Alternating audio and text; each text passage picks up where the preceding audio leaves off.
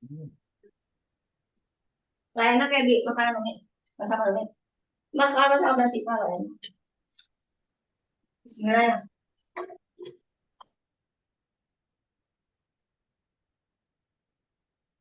Assalamualaikum warahmatullahi wabarakatuh.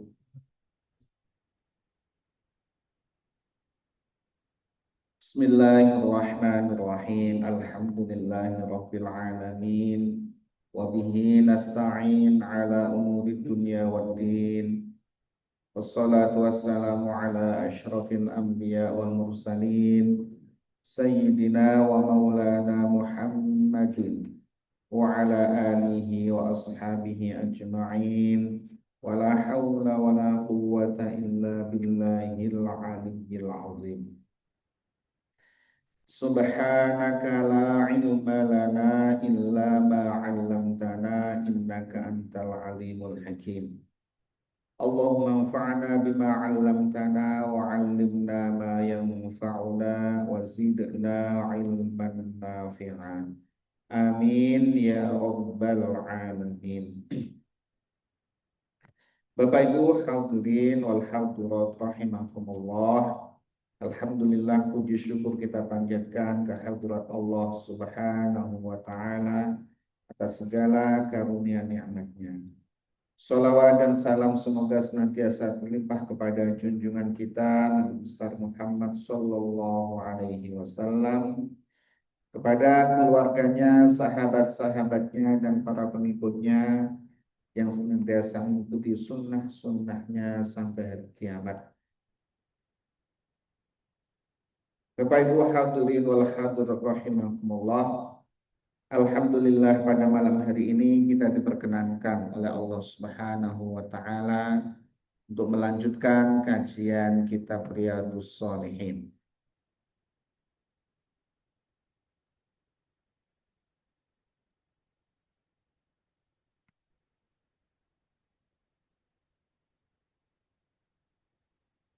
Pada kesempatan malam hari ini, insya Allah kita akan mengkaji hadis nomor 269 pada bab yang ke-33, yaitu menyayangi anak yatim, kaum duafa dan fakir miskin. Bismillahirrahmanirrahim.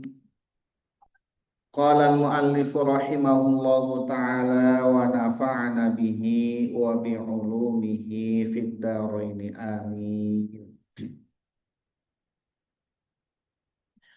Wa an Anasin, dari sahabat Anas bin Malik. Sahabat Anas bin Malik termasuk di antara sahabat yang banyak meriwayatkan hadis. Tercatat di dalam kitab hadis sebanyak 2.286 hadis riwayat dari sahabat Anas bin Malik radhiyallahu anhu. Semoga Allah meridhai sahabat Anas bin Malik.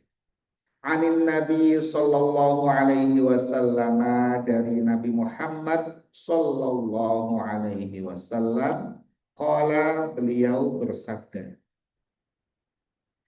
man ala jariyataini hatta tablugha jaa yaumal qiyamati ana wa huwa kahataini wa qamma asabi'ahu, rawahu Muslim.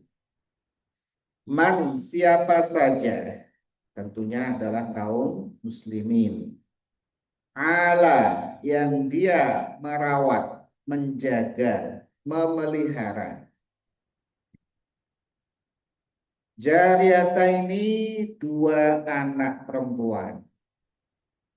Siapa yang punya dua anak perempuan, ya, baik ini anak kandung maupun anak, ya bisa saja dia merawat, ya, merawat anak mengadopsi, atau kemudian ya di panti asuhan misalkan dia tanggung. Siapa saja yang menjaga, merawat, memelihara dua anak perempuan, dua anak gadis dari kecil, hatta tablugha, sehingga keduanya sampai usia balik. Atau dijelaskan oleh para ulama, tablughah ini sampai menikah. Sampai menikah. Ya, usia balik kalau untuk laki-laki usianya 15 tahun, perempuan juga 15 tahun. Atau kalau laki-laki ya mimpi basah. Kalau perempuan haid. Bisa saja sebelum 15 tahun sudah haid. Nah, kalau misalkan umurnya 10 tahun sudah haid, itu masih dalam tanggungan orang tuanya. Ya, harus dijaga, dirawat, ya. Tidak boleh kemudian sembarangan saja ini anak perempuan. Ini khusus untuk anak perempuan, istimewa.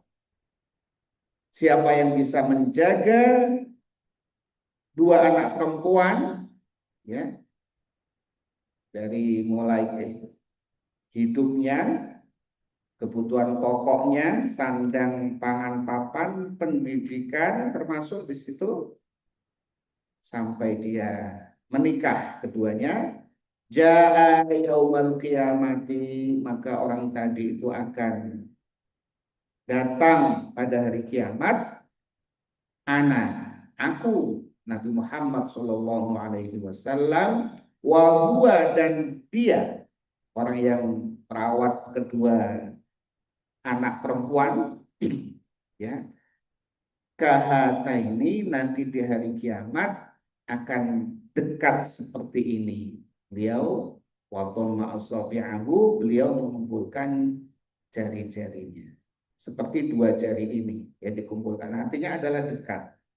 Isyarat dari Nabi Muhammad SAW, orang tua yang menjaga anak perempuannya, ya, sampai kemudian anak perempuannya selamat, saya selamat sampai menikah, dijaga, akhlaknya dijaga, pendidikannya diperhatikan, sandang pangan kebutuhannya diperhatikan, ya, sampai menikah. Nah, kalau anak laki-laki ya, anak laki-laki juga harus dijaga.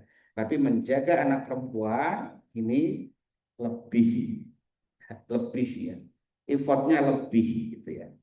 Jangan sampai sebelum menikah sudah dibawa-bawa, ya. Tapi kita tidak bisa menjaga. Ini kan dibawa siapa? Dibawa, ya, teman-temannya, dibawa pacar misalkan gitu ya. Hati-hati, harus dijaga. Pokoknya ini menjadi tanggung jawab orang tuanya. Kalau sudah menikah, maka tanggung jawabnya itu beralih ke suaminya. Berarti sudah lulus orang tuanya. Pokoknya kalau anak gadis dari kecil sampai dia menikah dijaga betul kedua orang tuanya, oleh orang tuanya, dijaga selamat sampai menikah, maka sukseslah orang tua itu. Ya, tapi kalau sebelum menikah sudah payah, ya, payah ini dalam tanda kutip ya, repot, ya, arah dan sebagainya sudah gagal ya. Ya. Dan harus diperhatikan dengan siapa dia bergaul, teman dekatnya siapa, kebiasaannya bagaimana. Ya, kalau perlu string ya string, ya, memang pergaulannya mengkhawatirkan ya sudah dijaga. Lebih baik kita menjaga anak kita daripada kita nanti tidak selamat di akhirat. Nah, dampaknya adalah kehidupan kita di akhirat. Tapi kalau kita jaga sampai selamat, sudah menikah, ya sudah selesai. Apa itu? Beban tanggung jawab orang tua. Ya, berikutnya adalah beralih ke suaminya. Ini hadis ini juga ya menolak ya anggapan orang-orang yang kemudian menganggap bahwa Islam itu diskriminatif. Islam itu tidak menghargai perempuan. Ini sangat salah. Justru dengan meninggikan derajat kaum perempuan, menjaga keselamatan mereka, maka jaminannya surga. Bahkan Rasulullah SAW menyampaikan seperti ini, dekatnya orang yang bisa menjaga keselamatan anak perempuannya itu dekat dengan Nabi Muhammad SAW di surga. Padahal sebelum datangnya Islam, ya ini ya sebelum datangnya Islam, ya kaum jahiliyah itu apa? Mereka tidak suka kalau punya anak perempuan. Itu disebutkan dalam Al-Quran itu, ya, surah An-Nahl. Wa idza busyira ahaduhum bil unsa dhalla wajhuhu muswaddaw wa huwa kadhib. Yatawara minal qawmi min su'i ma busyira bih ayumsikuhu ala hunin am yatussuhu fit turab ala sa'a ma yahkumun. Orang-orang jahiliyah, kehidupan jahiliyah sebelum datangnya Islam, apabila disampaikan berita gembira kepada bapaknya bahwa dia punya anak perempuan, maka dhalla wajhuhu muswadda, wajahnya menjadi hitam, menghitam itu karena marah. Wa huwa kadhim, dia marah sekali, ya, tidak suka kalau diberitahu orang-orang itu, kamu punya anak perempuan. Wah, langsung merah padam sampai menahan marah. Enggak suka, malunya bukan main, ya. Ya tawara minal qaumi min su'i ma busyira bih. Mereka lari, mereka sembunyi dari kaumnya karena kabar gembira tadi itu. Kabar bahwa dia punya anak perempuan, seolah-olah dia mau sembunyikan, pokoknya jangan satu orang tahu. Karena malu.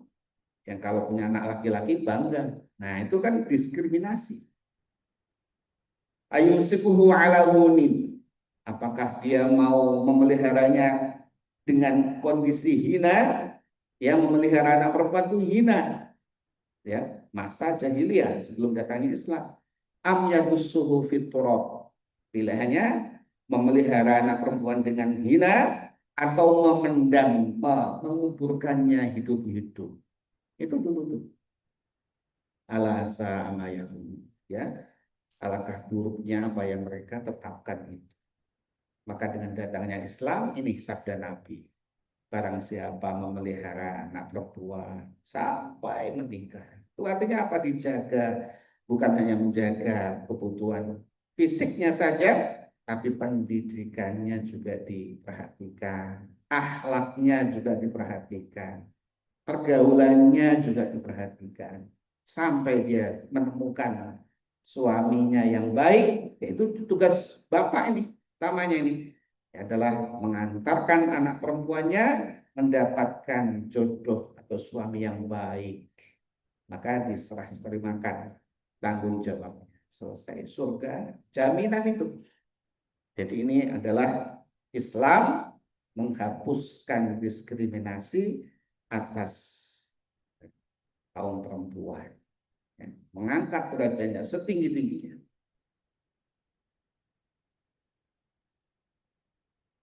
Kemudian Imam Nawawi menjelaskan roh jariyata ini adalah bintaini, kedua anak perempuan. Hadis ini riwayat Imam Muslim, hadis sahih. Wa an Aisyah radhiyallahu anha, dari sahabiah, dari Sayyidatina Aisyah, istri Nabi Muhammad sallallahu alaihi wasallam, putrinya sahabat Abu Bakar.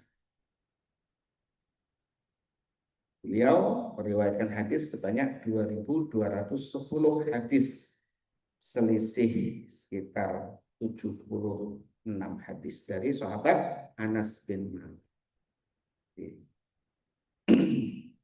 Ya, kenapa kedua sahabat itu banyak meriwayatkan hadis?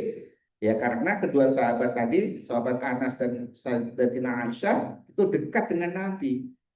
Kalau Sayyidatina Aisyah istri Nabi, kalau Sayyidina Anas bin Malik itu pelayannya Nabi. Jadi karena dekat dengan Nabi, maka banyak menghafalkan hadis-hadis dari Nabi Muhammad Shallallahu Alaihi Wasallam. Radhiyallahu anha, semoga Allah meridhai Sayyidatina Aisyah. Qalat, beliau berkata, Sayyidatina Aisyah berkata, dakhalat alayya imra'atun.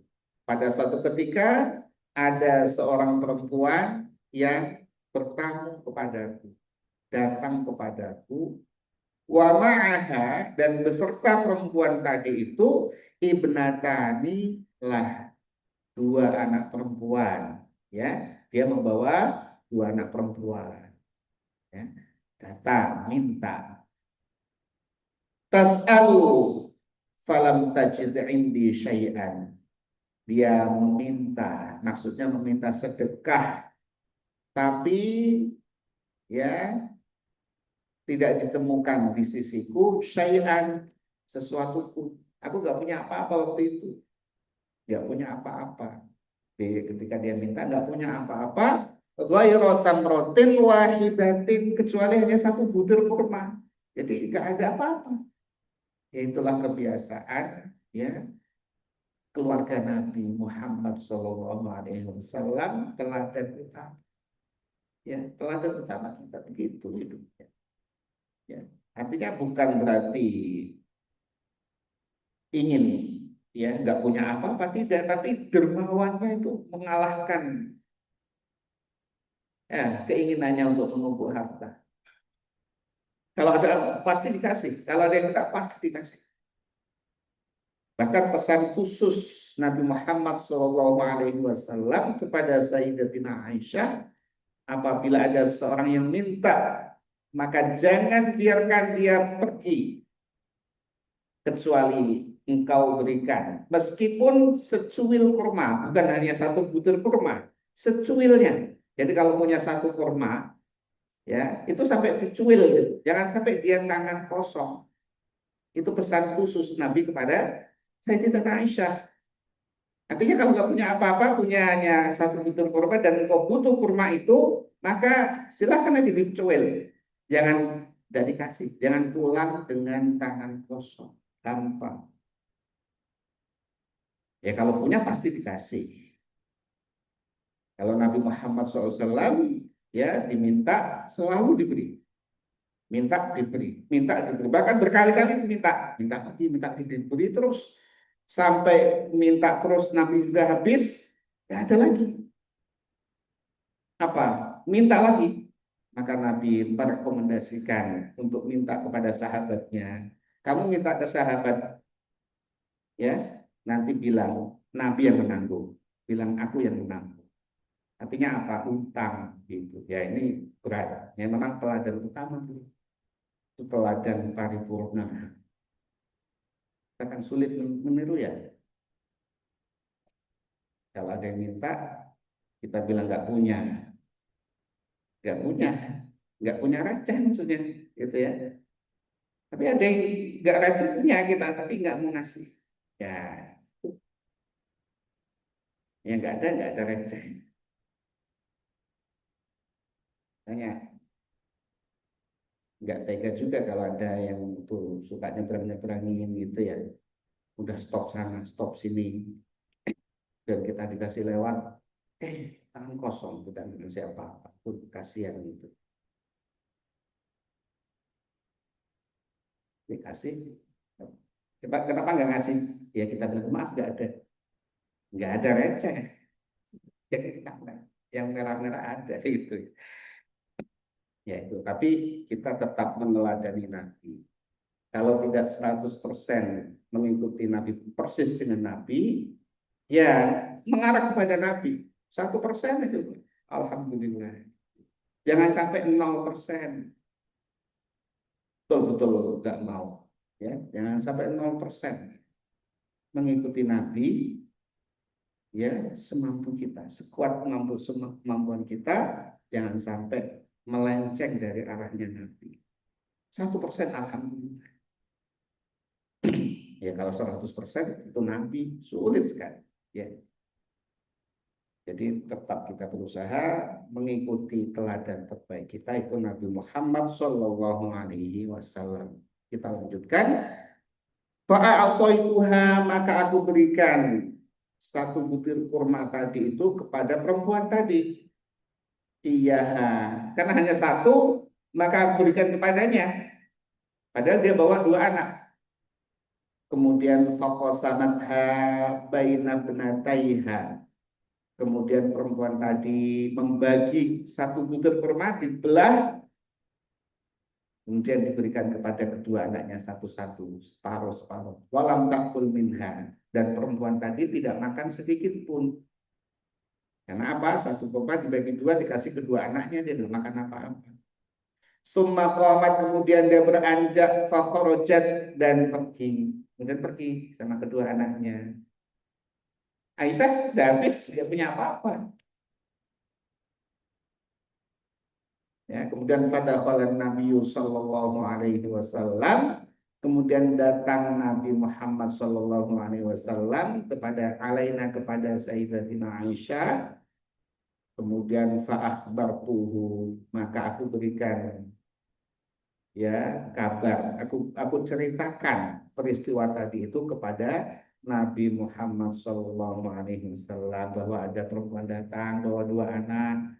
Aku nggak punya apa-apa, hanya punya satu butir kurma saja. Maka itu aku kasihkan kepada perempuan tadi, ibu-ibu tadi. Kemudian ibu-ibu tadi membagi satu kurma tadi jadi dua, dikasihkan masing-masing kepada anaknya setengah-setengah, ya, setengah butir. Tapi dia nggak makan sama sekali. Maka faqala, bersabda Nabi Muhammad Sallallahu Alaihi Wasallam, man ubtuliya min hadhil banati bi syai'in fa ahsana ilaihinna kunna lahu sitron minan nar. Man, siapa saja, di sabda Nabi, ubtuliya, yang dia diuji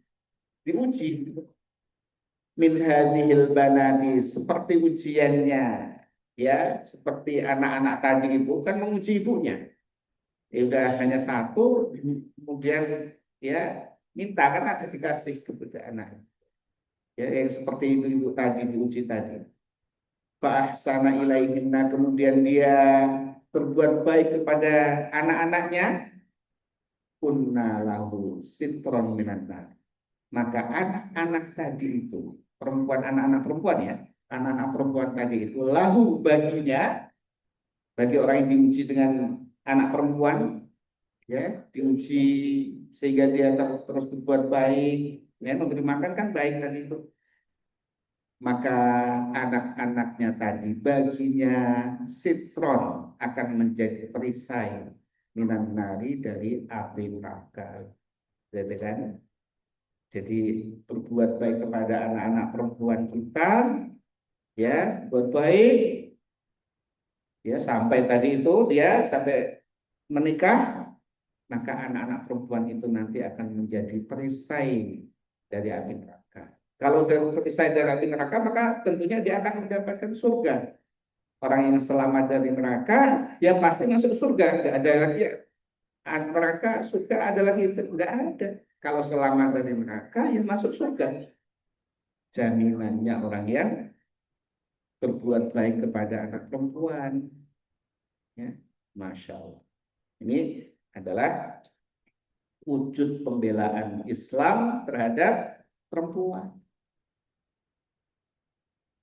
Muttafaqun alaih, hadis tersebut riwayat Imam Bukhari dan Imam Muslim.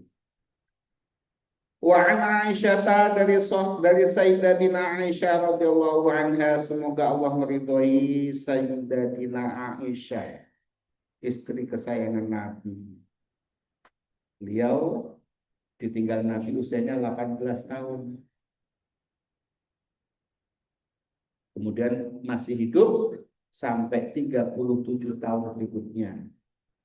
Jadi ini lama beliau, ya, ditinggal Nabi mendidik para sahabat. Qalat, berkata Sayyidatina Aisyah, ja'atni miskinatun, pada satu ketika datang kepadaku seorang miskin, perempuan miskin. Tahmilu ibnataini laha, yang dia membawa dua anak perempuan. Ini bisa satu satu cerita dengan yang tadi, juga bisa yang lain pada waktu yang lain. Ya, karena memang terkenal dermawan, ya, Nabi keluarganya terkenal dermawan. Jadi yang minta itu banyak. Nabi juga banyak yang minta. Nanti ada lagi minta. Nah, ini pada suatu ketika datang kepadaku seorang perempuan miskin membawa dua anak perempuan.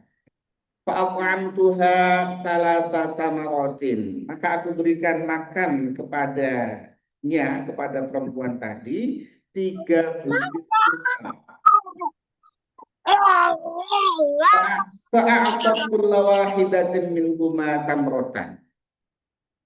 Kemudian ibu-ibu tadi memberikan pada masing-masing anaknya 1 butir kurma. Kemudian kan 2 dikasih anaknya, satu-satu, tinggal 1. Wa rafa'at ila fiha tamrotan litakulaha. Kemudian ibu tadi mau memakannya, sudah mau dimakan ini, didekatkan ke mulutnya supaya dia mau makannya, tapi fastat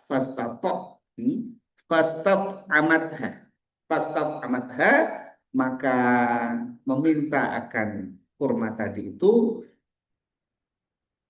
ibnataha, kedua anaknya meminta, Bu, udah mau dimakan, diminta lagi sama kedua anaknya ini, tinggal 1 ini.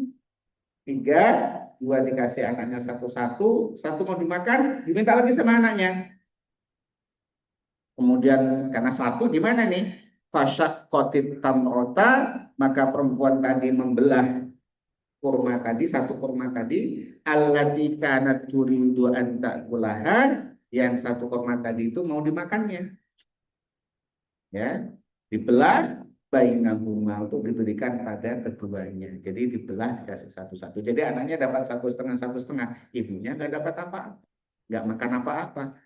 Fa'ajabani sya'nuha, maka Sayyidatina Aisyah, maka aku kagum dengan peristiwa itu, dengan tingkah, dengan akhlak ibunya tadi itu kagum.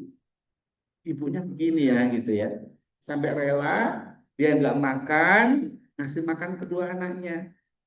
Itu apa? Karena ibu demikian. Ibu itu rasa kasih sayangnya melebihi kepada anaknya, melebihi kepada dirinya sendiri. Sehingga ketika makan, pilihannya mau makan dia atau anaknya, dia akan memilih makanan itu untuk anaknya. Fadzakartu alladhi sana'at li Rasulillah sallallahu alaihi wasallam. Maka aku sampaikan ya apa yang diperbuat ibu tadi itu kepada Nabi Muhammad, kepada Rasulullah sallallahu alaihi wasallam. Faqala, maka bersabda Nabi Muhammad sallallahu alaihi wasallam, innallaha, sesungguhnya Allah Subhanahu wa taala, qad aujaba, Allah mewajibkan laha bagi ibu tadi itu biha, dengan perbuatannya, al jannata, mewajibkan untuk masuk surga. Ya, kenapa? Karena sayangnya kepada anaknya. Au a'taqaha biha minan nar, atau Allah bebaskan dengan perbuatannya itu dari api neraka. Rawahu Muslim, meriwayatkan hadis tersebut Imam Muslim. Jadi kasih sayang ibu tadi kepada kedua anak perempuannya, itulah yang menjadikan Allah mewajibkan kepada ibu tadi masuk surga. Jadi ibu tadi masuk surga atau tidak? Pasti masuk surga. Karena Nabi yang bersabda. Ya. Dan ini bisa kita ikuti, ya, teladan ini. Ya, artinya apa? Orang yang punya rahmah, punya kasih sayang kepada sesamanya, terutama kepada anak perempuannya, maka Allah akan sediakan kepadanya surga. Secara umum Nabi bersabda, ar-rahimuna yarhamuhumur rahmah. Orang yang punya jiwa pengasih, orang yang punya jiwa penyayang kepada sesamanya, maka Ar-Rahman, zat yang maha pengasih, akan mengasihinya. Ya, irhamu man fil ardi, sayangilah orang-orang yang ada di bumi ini, yarhamukum man fis sama, maka penduduk langit, para malaikat itu akan mengasihi kita semua, mengasihi kalian. Ar-Rahmu, sifat rahmah, kasih sayang adalah syujnatun, satu dahan, ya, julur-julur yang bisa dirangkai satu persatu dengan yang lainnya. Minar rahmani, dari zat yang maha pengasih. Faman wasalah, siapa yang menyambungkan kasih sayangnya kepada sesamanya, maka wasalahu, Allah juga akan sambungkan kasih sayangnya kepada orang tadi itu.